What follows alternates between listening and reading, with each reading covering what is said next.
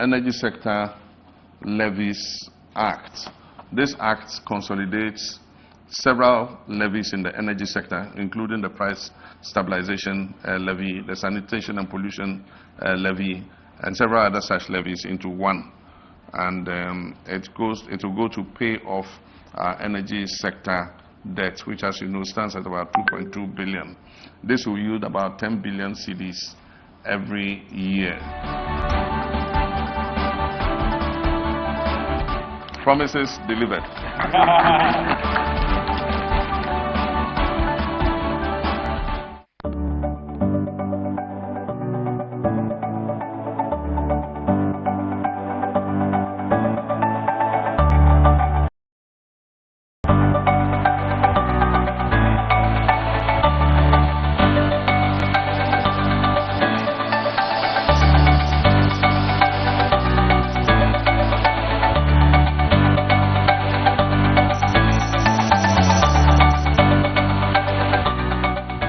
Today we take a bold step forward, not just in education policy or healthcare, but in hope for the girl child. Today is a message to every girl in Ghana that you matter, that your dreams matter, and your future is worth every investment that we can make in it. I stand before you to officially launch the National Sanitary Pad Distribution Program, a promise we made and are proud to have fulfilled. This initiative is more than just the distribution of sanitary pads. It is a clear declaration that no girl in Ghana should miss school because of her menstrual period. Menstruation should never be a reason for exclusion or shame. It should not be a barrier to education or self-achievement. And that is why dreams. So today I say to every girl child in Ghana, you are not alone, you are not forgotten, and you are not invisible. We see you, we believe in your potential, and we will stand with you every month, every term, and every year. Now you will see a transformation in our girls. They will show up to school with confidence. They will come to class with dignity, and they'll be able to focus on the lessons that you teach. So let us walk forward not with pity but with purpose. Let us walk forward not with shame but with pride. And let us walk forward not with fear but with hope. Ladies and gentlemen, on this note, it is my honor and privilege to officially launch the National Sanitary Pad Distribution Program. A promise made and a promise kept. A challenge embraced and a bright future for every girl in our dear country, Ghana.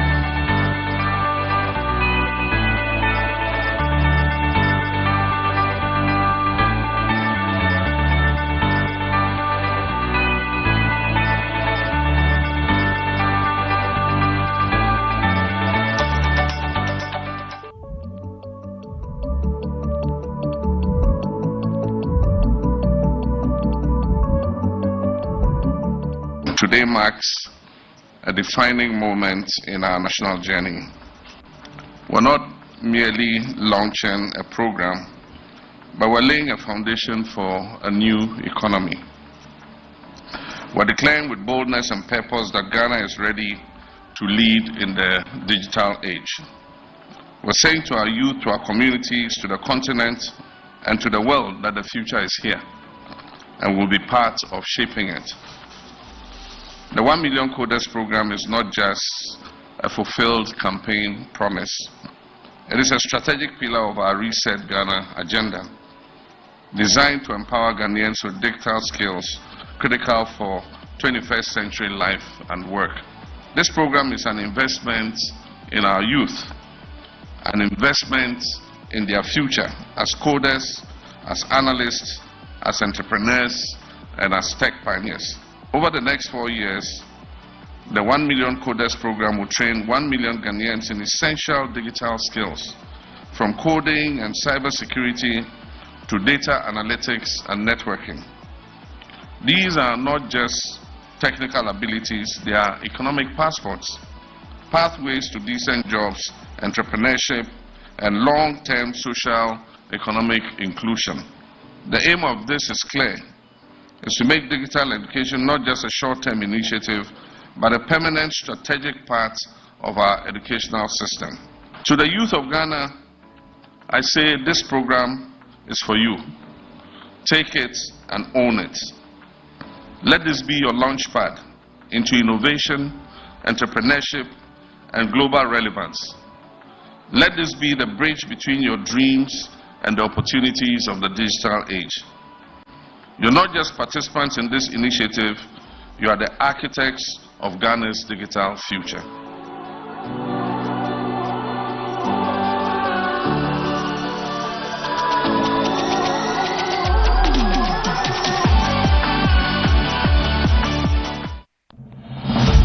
In the heart of West Africa lies the Republic of Ghana, a nation resilient in spirit, rich in culture, and steady in its pursuit of progress. Today we celebrate a momentous occasion in our nation's history as we welcome the newly elected President, His Excellency John Dramani Mahama.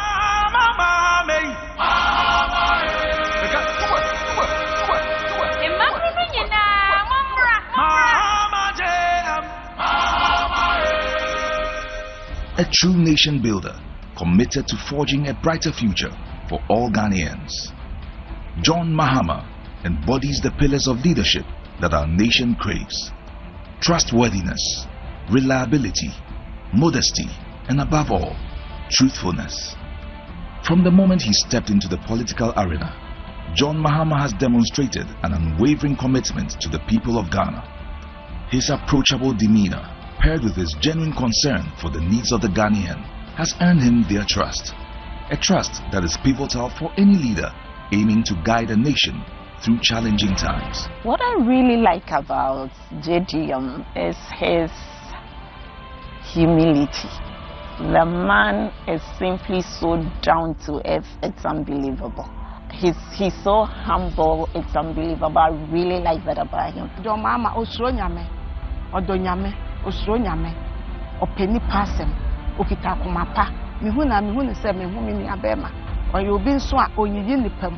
We are akwala, we are openi, we are pepeni, we are trivi, we are bibia, try to be a ufibia. Your mama pewase. On kase, we inye trivi, we inye we. Your mama said nipam. President Mahama is practical. He communicates his issues very, very well. And he understands the Ghanaian politics very well. He understands the Ghanaian people very well. And that is what I like about him. The brand, John Dramani Mahama, is not just a name. It represents resilience, strength, progress, and empathy. I believe John Dramani Mahama is loved by many. His personality is so unmatched, and I've heard so much about how he has helped people in their difficult times, even when he wasn't yet a president.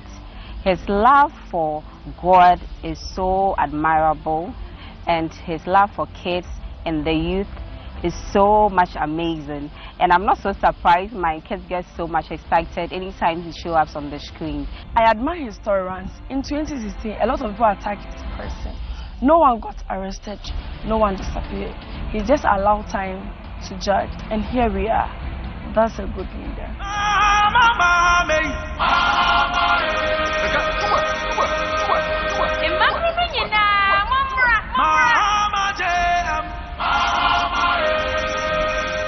Mahama's previous tenure as president distinguished him as the infrastructure king. His visionary leadership facilitated projects that have transformed our communities. Roads, schools, and healthcare facilities were built and improved.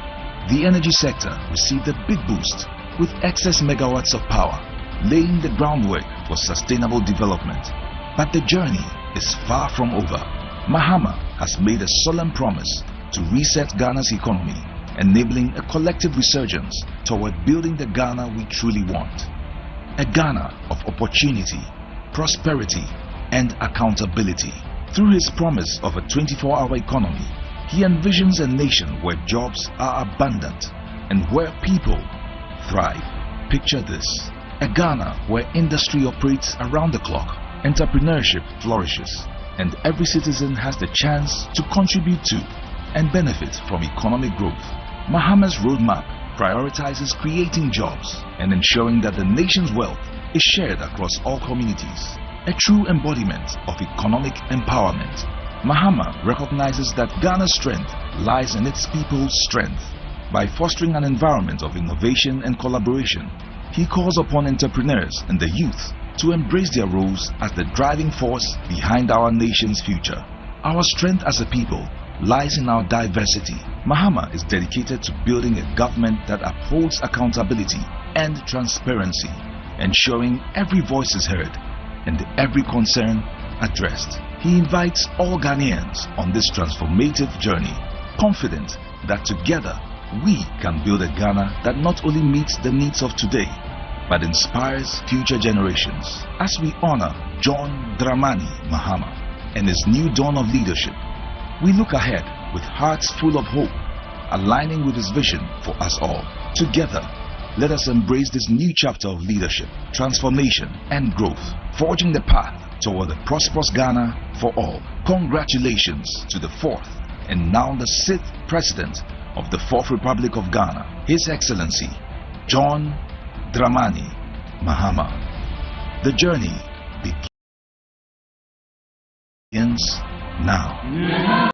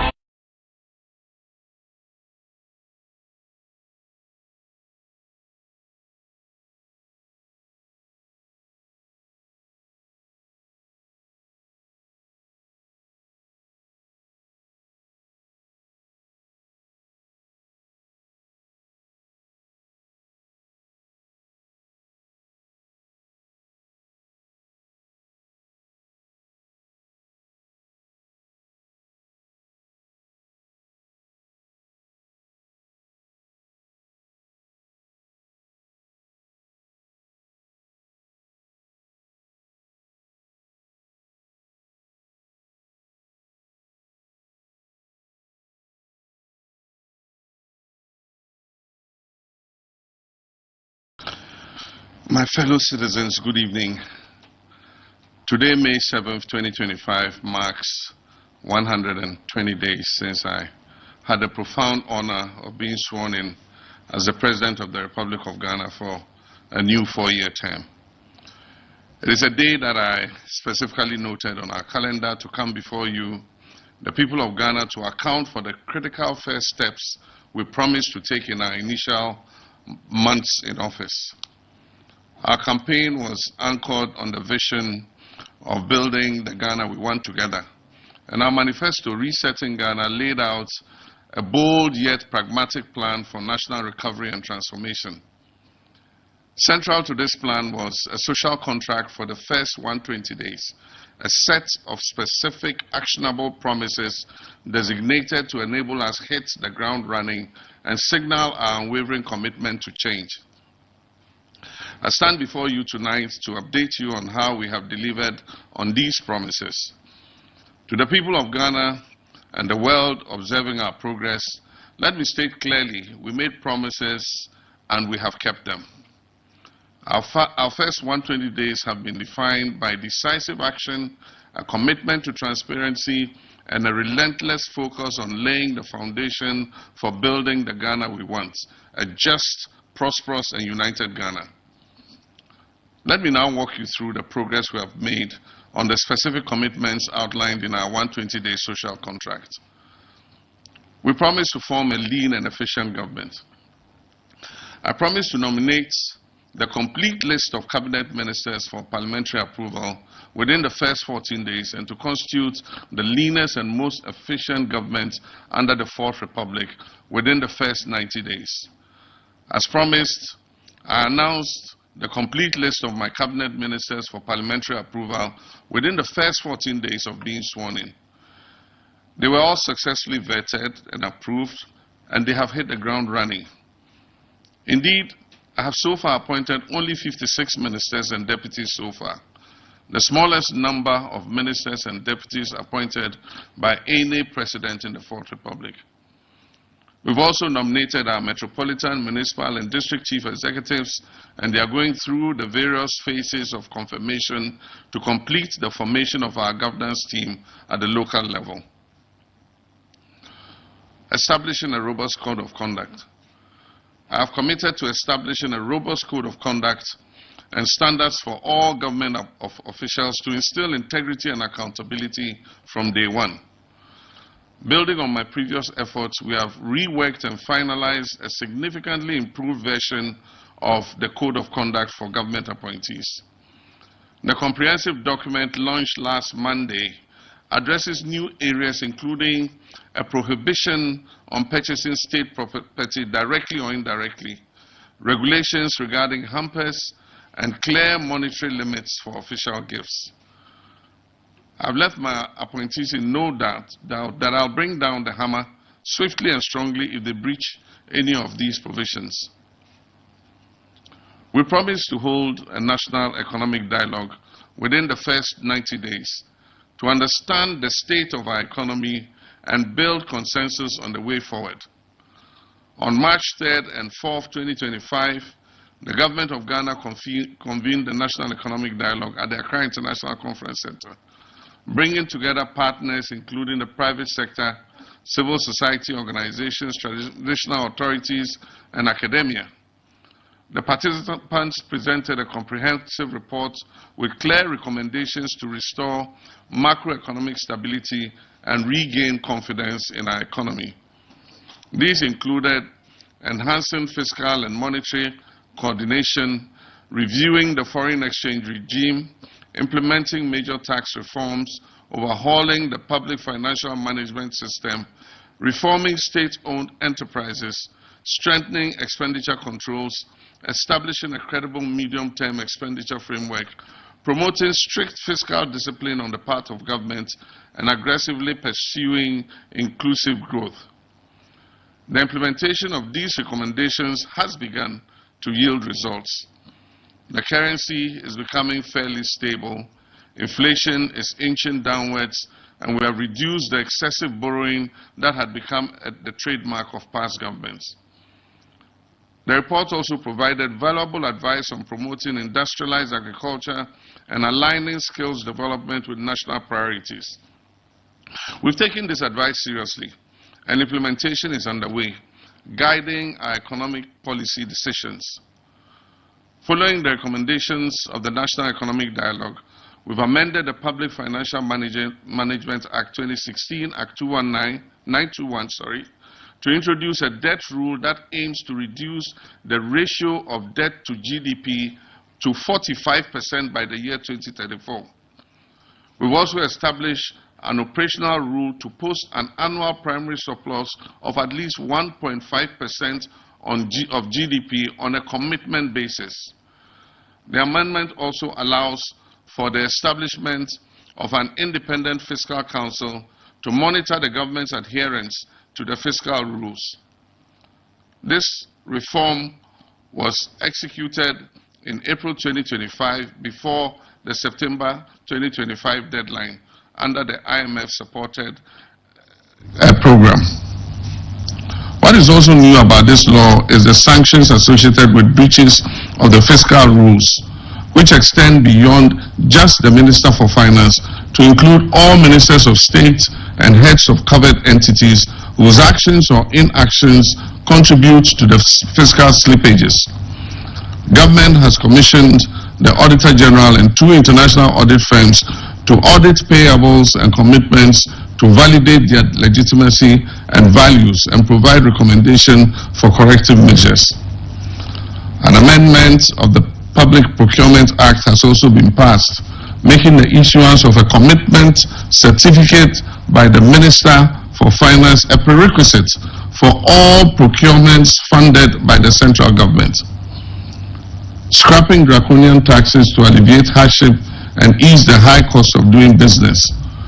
I promised to scrap the e-levy, the COVID levy, the 10% levy on bet winnings, and the emissions levy within my first 90 days in office.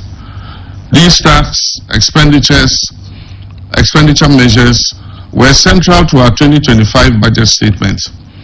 On April 2nd, 2025, I signed several bills into law, including the Electronic Transfer Levy e-levy repeal bill 2025, the emissions levy repeal bill, and the betting tax.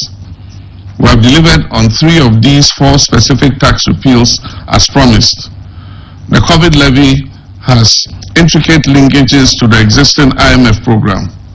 As a value-added tax, we have agreed with our multilateral partners to include it in our overall VAT rationalization exercise that is scheduled for September this year.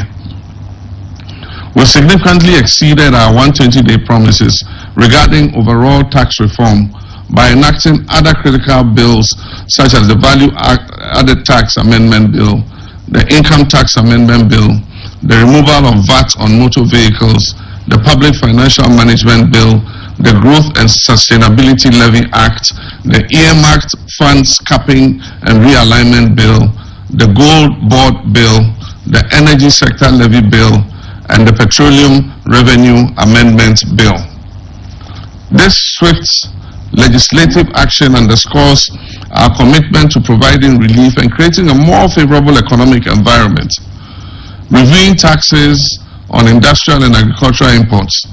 We're committed to reviewing taxes and levies on vehicles and equipment imported for industrial and agricultural purposes within our first 90 days. My government has initiated the crucial review process. The results of this comprehensive review will guide policy decisions and be incorporated into the 2025 mid-year budget review and subsequently the 2026 budget, ensuring that we support these vital sectors effectively. Commencing the 24-hour economy policy. One of our signature policies for job creation and economic transformation is the 24-hour economy policy. We promise to commence drafting the needed legal amendments and prepare for its implementation within the first 120 days. The program is designed to drive structural transformation across our economy, built on pillars aimed at revamping key sectors such as agriculture, manufacturing, and tourism. The program rollout has commenced in earnest. The 24-hour secretariat is collaborating with the Development Bank of Ghana and the Ghana Infrastructure Investment Fund to operationalize financing pillars for this program. Cabinet has approved amendments to the Ghana Investment Promotion Center Act and the Labour Act to include specific clauses regarding 24-hour operations. These amendments aim to enhance social protection, create an enabling environment for the 24-hour economy policy, and promote conducive business and labor relations. Already several businesses are lining up to sign on to this policy. Some tangible actions have also been taken. The Ghana Investment Promotion Center has launched 24-hour premium services to eliminate processing delays for investors. The Ministry of Foreign Affairs has launched a 24-hour passport service with the passport application headquarters operating 24/7. The DVLA used a 24-hour service to clear a long-standing 18 months backlog of licenses and will soon commission a new 24-hour service office at Adenta in Accra. The Youth Employment Agency is set to launch the Graduates in Corporate Support GRICS program, which will attach graduates to firms operating 24 hours a day. This program is targeting 20,000 graduates. The YEA is also partnering with security agencies, the fire, police, immigration services, to provide security for 24-hour firms and is working towards training and deploying 23,000 recruits for this purpose. Recognizing the need for robust security, the police service is establishing a 24-hour police unit to improve 9 patrols and utilize technology supported by nationwide sensitization. The Minister of Energy and Green Transition is engaging the PRC to set up smart metering with a time of use tariff, charging a lesser tariff during the off-peak hours, a direct incentive for enterprises on the 24-hour economy policy. The Minister of Finance and Presidential Advisor on the 24-hour economy policy is finalizing a list of incentives for businesses to sign up for the initiative. The Ghana Publishing Company Limited has also begun 24-hour printing operations. In fulfillment of the 120-day commitment, we're pursuing new avenues of job creation, expanding employment opportunities, particularly for young graduates, and empowering the private sector as a key driver of sustainable job creation. We promise to establish an accelerated Export Development Council to promote exports as a key strategy for economic transformation. I'm glad to report that on Monday, I inaugurated a 19-member Accelerated Export Development Advisory Committee, which I chair myself. This committee will monitor export activities and performance across all ministries, departments, and agencies, including the Ghana Export Promotion Authority. We will not accept any business as usual attitude. The committee's functions include reviewing performance reports, monitoring targets, refining trade policy, deliberating on international trade issues, and providing policy guidance for exports. Ghana's export sector faces challenges, including cumbersome documentation processes, requirements from under-resourced regulatory bodies, and inefficiencies at our ports. According to the International Trade Center, these inefficiencies cost Ghana $4.3 billion yearly in losses, export losses. Sectors such as fisheries face contamination issues, and vital segments including women and SMEs remain underrepresented in our export sector. Establishing the Accelerated Export Development Authority Committee is crucial as a central platform for coordinating reforms, driving execution, and unlocking Ghana's full export potential. Under this Accelerated Export Advisory Committee, our bold strategy to grow non-traditional export earnings by several multiples over the current $3.5 billion exported annually by at least 2028. The Africa Continental Free Trade Area offers an unprecedented opportunity, and we're positioning Ghana as a regional manufacturing and export hub. This year, we aim to triple the number of companies certified under the African Continental Free Trade Area Rules of Origin. We intend to scale up our export readiness, training for youth and women, and expand into new markets while consolidating our existing partnerships. Ghana will become a hub for products, digital services, knowledge exports, and our creative industries. Convening a national consultative conference on education. I promise to convene a national consultative conference on education to build consensus on the necessary improvements to our education sector. I'm glad to report that this promise has been fulfilled. Over 2,000 proposals were received, including a survey on free senior high school with 20,000 respondents. The report on the consultations will be ready by the end of May 2025 and will be made public. The extensive consultation was crucial to building a genuine national consensus for sustainable reform in our education sector. The no academic fee policy for all first-year students in public tertiary institutions was a key promise to ease burden on families and expand access to higher education. My government has taken concrete steps to implement this.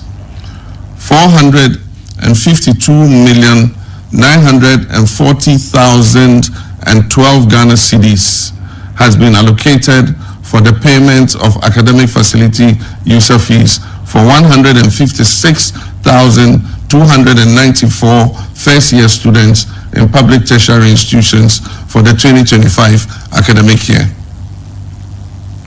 Get Fund has also been instructed to pay the fees directly to the tertiary institutions, ensuring to Ghanaians who are suffering from chronic diseases that are not fully covered by our National Health Insurance Scheme. It serves as a lifeline for chronic disease care. On April 29, 2025, I officially launched the fund at the University of Ghana Medical Center, where I pledged 6 months of my salary as my contribution to start.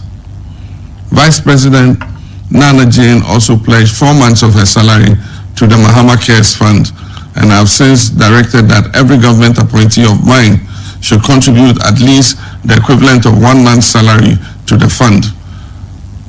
This includes CEOs and all other appointees. I encourage every Ghanaian to contribute as you are willing and able. The short code for the contributions across all mobile networks is *225#. *225#. Disbursement to support needy patients will begin once the governing board is put in place. The draft Ghana Medical Trust Fund bill is ready and will be presented to Cabinet at its next sitting for approval and forwarded to Parliament when it resumes from recess. We are united in this mission to touch lives and bring health, healing and hope and joy to our people. To improve menstrual hygiene management and remove barriers to education, I promise to reintroduce the distribution of free sanitary pads to female students in primary and secondary schools. The 2025 budget statement allocated 292,400,000 Ghana cedis for this commitment, and I launched this initiative on the 24th of April 2025. Procurement is ongoing for over 6 million sanitary pads, with each student receiving 3 packets per term at the basic level and 4 packets per semester at the secondary level. Distribution will be done through the Ghana Education Service structure to all 261 districts, ensuring that no beneficiary is left out. The distribution will be accompanied by health education. A cornerstone of our commitment to good governance and accountability is tackling corruption and eliminating waste. I promise to initiate inquiries and forensic audits into several critical matters of public interest. This war against corruption continues unabated. The Minister for Health is reviewing the Auditor General's report on the COVID-19 expenditures. After the review, the appropriate actions will be taken. The Sputnik V scandal is under investigation. The Minister for Finance has launched an inquiry into the collapse of indigenous banks and financial institutions. And make no mistakes, facts will be unearthed, culprits will be punished, and lessons will be learned. The Minister for Energy and Green Transition has commenced investigations into the PDS scandal. Deloitte and Touche is conducting an independent audit of the National Cathedral project. I expect their report by the end of this month. A number of officials have been invited and questioned concerning the 13th African Games. On April 30th, 2025, the Attorney General filed 11 charges against a former National Signals Bureau Director General and others for various offenses. Charges will also be filed in the Accra SkyTrain and the National Service Ghost Name scandal. The Office of the Presidential Advisor on Corruption will continue to receive complaints and reports regarding graft for onward transmission to the Attorney General, building on the success of the oral mechanism, which received over 2,000 complaints in just a few weeks. As promised, my commitment to fighting corruption is not limited to recovering loot from past appointees. We will also ensure that our own appointees serve Ghanaians responsibly and are held to the highest standards of accountability. To reinforce public trust and ensure equitable access to state resources, I pledge to implement a government policy prohibiting political appointees from purchasing state assets. Reports of former officials acquiring public properties after regime changes have eroded public trust, particularly the alarming surge under the previous administration. In response, our policy prohibits all political appointees, their assigns, and closely associated persons from purchasing state assets. Section 5B of the Code of Conduct provides a clear sanction, immediate termination of appointment if an appointee is found to be in the process or has purchased any state asset directly or indirectly. Allocating seed money for the Women's Development Bank. We promise to allocate seed money to establish the Women's Development Bank to empower women entrepreneurs and promote economic inclusion. Accordingly, 51,300,000 Ghana cedis was allocated in the 2025 budget for this purpose. We're finalizing the working structures of the Women's Development Bank, and details will be made public soon. Priority job creation programs. Job creation is a top priority for my administration. We promise to launch the Ejumara National Apprenticeship and 1 million coders program in the first budget. These programs are designed to stimulate youth employment, entrepreneurship, and innovation. The Ejumara program has been launched to train and support 10,000 youth-owned businesses annually, and budgetary allocation has been made for that. 2,000 viable businesses will receive funding based on scalability and the potential to create jobs. This program targets Ghanaian-owned youth-led businesses across all educational backgrounds, with specific directives to allow access for women and persons with disability, unemployed, and out-of-school youth, and our vulnerable populations. Under the National Apprenticeship Program, the goal is to provide vocational training for more than 500,000 young Ghanaians over the next 5 years, beginning with an initial 10,000 apprentices. The beneficiaries will receive training in high-demand sectors. They will receive stipends and starter toolkits and certification at the end of their training. A dual apprenticeship model blending classroom instructions with hands-on training will be used. I've directed the prioritization of women. At least 45% of apprentices must be women, and persons with disability, at least 5% of trainees must be persons with disability and marginalized groups. The 1 million coders program is a cardinal initiative for a digitally inclusive, data-driven economy. 1 million young Ghanaians will be trained in digital skills for the business process outsourcing and KPO sectors. The pilot training began in the Greater Accra, Ashanti, Bono, and Upper East regions. The technology sector is a key pillar of Ghana's economic reset, and we're taking bold steps to equip our youth to be the future of work. Commence review of Customs Amendment Act 2020. To rescue the local automotive repair industry, we promise to begin the review of the Customs Amendment Act 2020 to remove the law banning the importation of salvage vehicles. The Minister for Trade and Agribusiness has extensively engaged relevant stakeholders, including new and second-hand car dealers and assemblers.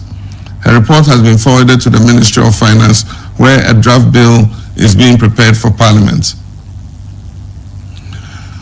To ensure fairness and transparency and eliminate political patronage and corruption in awarding government scholarships, we promise to lay before Parliament a new bill to streamline administration and prohibit political appointees from accessing government scholarships.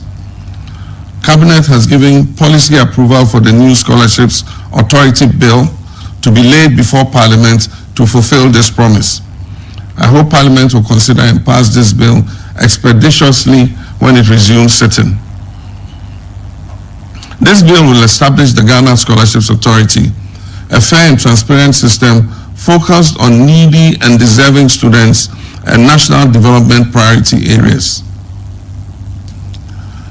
Protecting our environments, especially from the threat of illegal mining, has been a strong commitment. We promise to ban illegal and new mining activities in forest reserves and roll out our Tree for Life and Blue Water initiatives to heal and sustainably harness our environment. In the first 120 days, we've taken decisive action through a 5-pronged strategy to overhaul and sanitize the mining sector. This includes regulatory reforms and strengthening the law enforcement, including joint task forces, arrests and seizures of mining equipment, stakeholder collaboration, reclamation of degraded lands.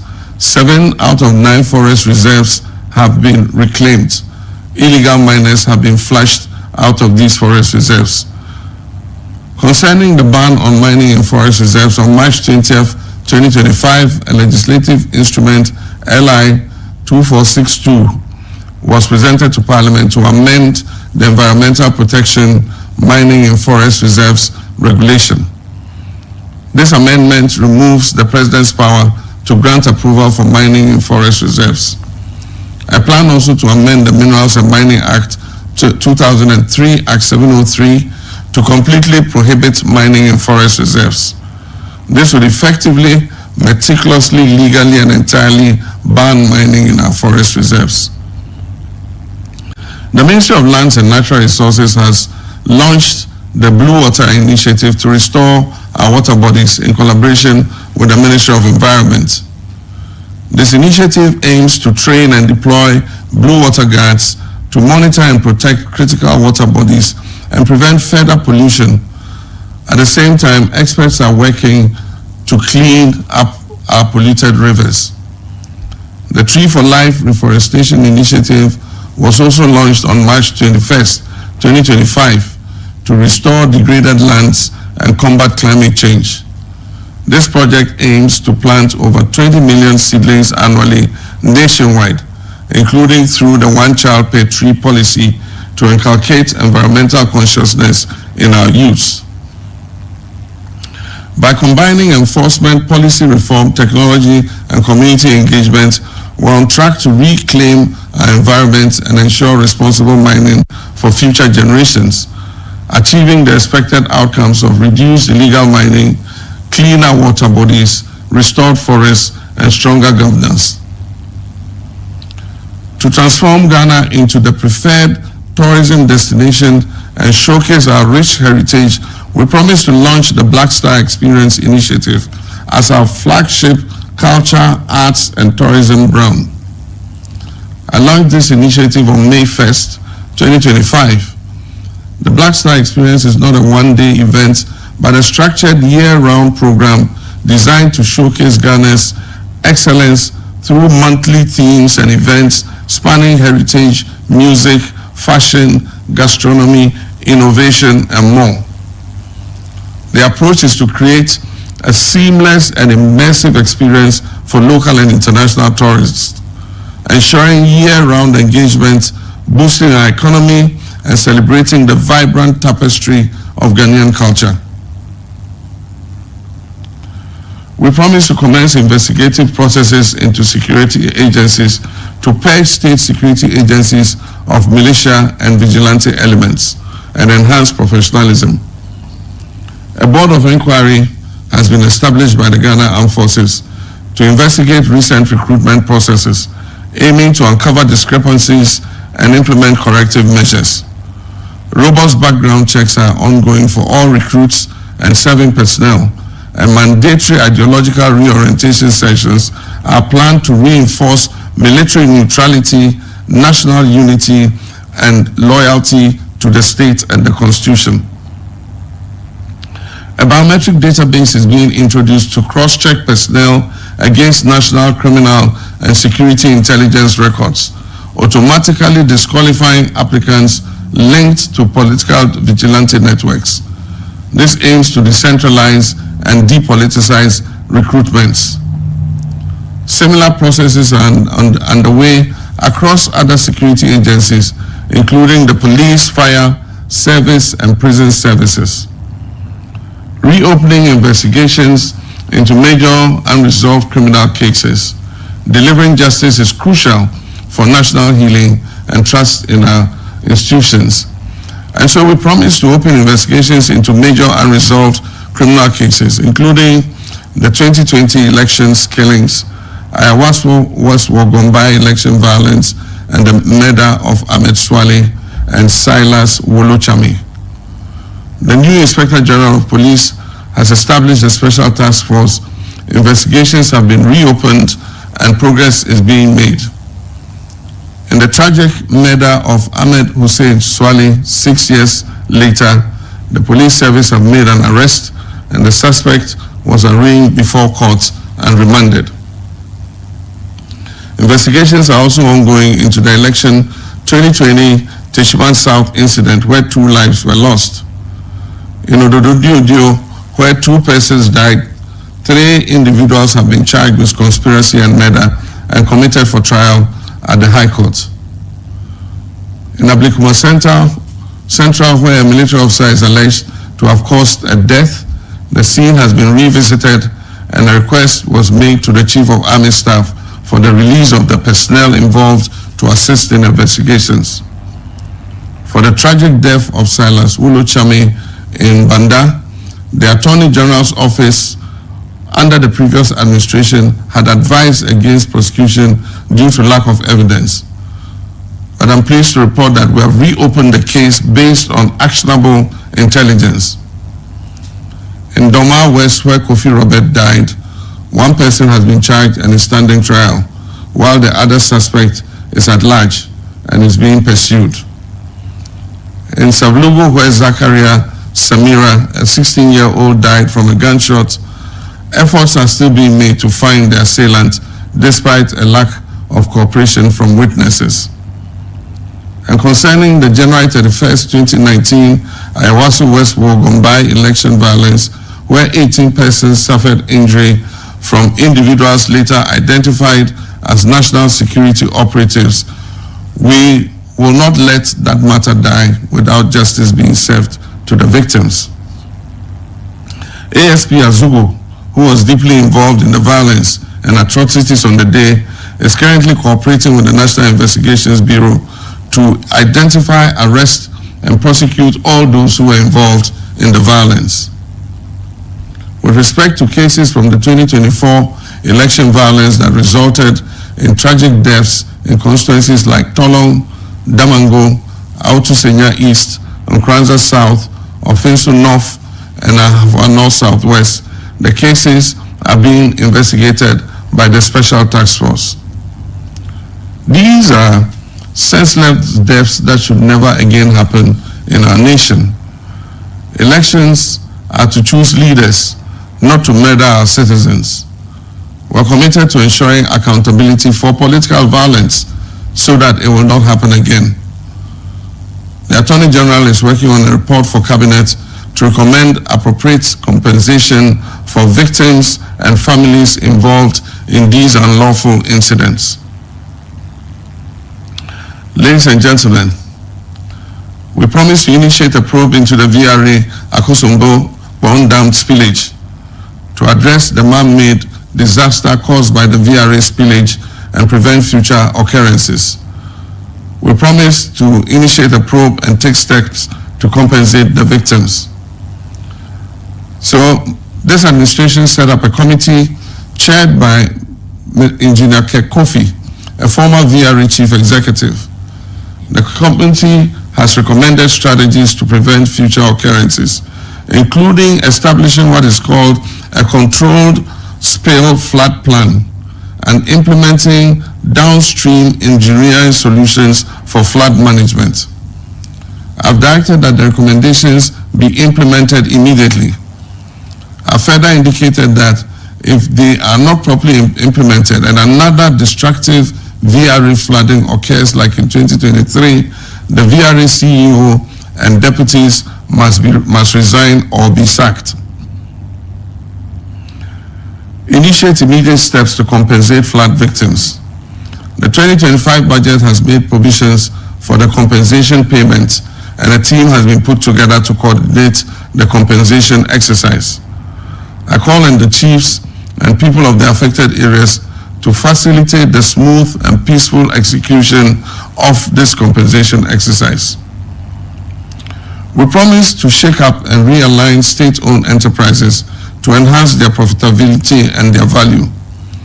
On March 13, 2025, I hosted a high-level meeting of CEOs under the State Interest and Governance Authority, SIGA, to underscore the critical importance of reforms. We are implementing an enhanced performance management system with clear targets, monitoring financial and operational performance, and promoting good governance in these institutions. A deep dive study is underway to uncover the root causes of challenges and provide insights for targeted strategies to foster innovation and adaptability. My vision is clear: to transform the SOEs into robust pillars of economic growth. This may involve shutting down some of them or merging some of them together. SIGA is facilitating discussions to revive the produce buying company, deliberating with the Ghana Stock Exchange about the potential listing of at least 10 of the SOEs on the stock exchange, and encouraging them to prioritize dividend payments as their primary objective this year. My fellow citizens, this has been a comprehensive account of our actions in the first 120 days of my administration. We laid out a social contract with you, the people of Ghana, with specific promises for this critical initial period. Tonight, I'm pleased to report to you that we have fulfilled these promises. From forming a lean government and establishing a robust code of conduct, to taking decisive action to scrap burdensome taxes, initiating inquiries into past wrongdoings, launching major job creation programs, tackling illegal mining, reviving our environment, promoting our tourism and export sector, streamlining scholarships, supporting vulnerable populations, and holding our security agencies accountable. The foundation for resetting Ghana and building the Ghana we want together is being laid with speed and determination. These actions are not merely check boxes on a list. They signify a fundamental shift in how government operates, with transparency, accountability, efficiency, and a profound sense of urgency for the well-being of every Ghanaian. Fellow citizens, I take my promises seriously, and my word is my bond. Although we've established a solid foundation in this first 120 days, considerable work remains on the journey to realize the Ghana we all want together. This journey requires the collective effort of all of us, and I'm profoundly grateful for the mandate you have given me and my government to lead this nation. Your trust is our most valued asset, and we'll continue to work tirelessly to deserve that trust. And so I call upon every Ghanaian in every city, town, and village, in every sector of our economy, across every political divide, to join hands with us. Let us continue to work hard together, united by one purpose and a shared vision, to overcome the challenges and build a brighter, more prosperous future for our beloved nation. I thank you for receiving me in your homes. I thank you for your attention this evening. May God bless you all, and may God bless our homeland, Ghana. Thank you.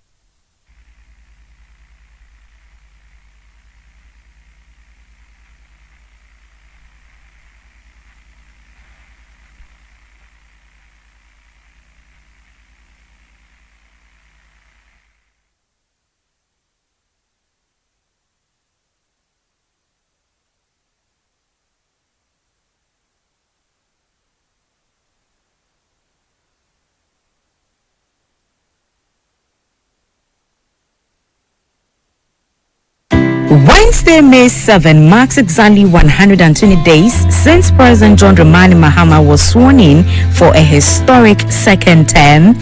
In August 2024, he signed a bold social contract with Ghanaians, promising results within his first 120 days in office.